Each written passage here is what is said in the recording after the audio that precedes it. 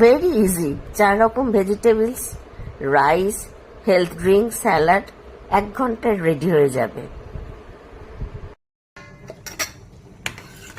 আম দিয়ে টকের ডাল চলছে এদিকে, পটল ভাজা।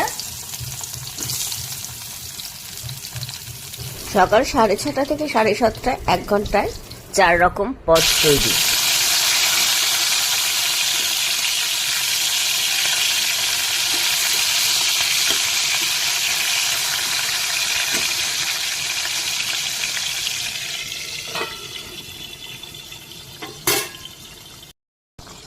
একদম কড়াই থেকেই আমি লাঞ্চ বক্সে তুলে ফেলি।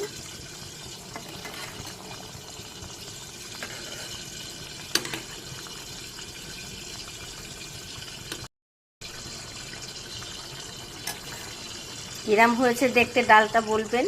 যে পটল ভাজাটা হয়ে গেছে,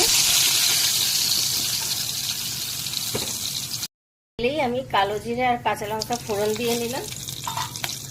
নিয়ে এবার তাতে আমি ঢেঁড়স ভাজাটা করে নিলাম। তেলটা গরম হয়ে গেছে, আমি আলু দিয়ে দিলাম।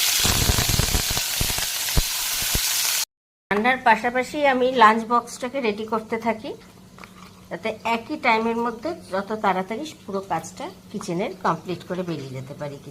একটা অসাধারণ ম্যাঙ্গো রেসিপি আপনাদের সাথে কোনো একদিন শেয়ার করব।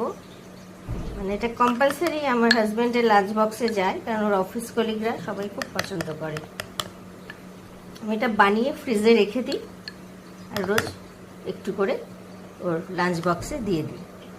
ভাজা হয়ে গেছে, আমি এর মধ্যে বাঁধাকপি দিয়ে দিলাম।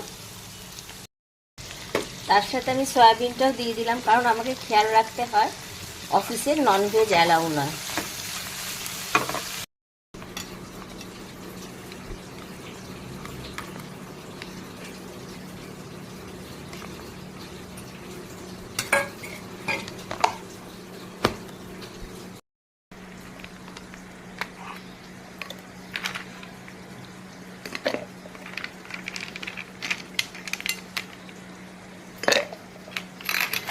এখানকার ওয়েদারের জন্য আমাদের ছাঁচ খাওয়াটা কম্পালসারি, তাই রোজই টিফিনে ছাঁচটা যায়।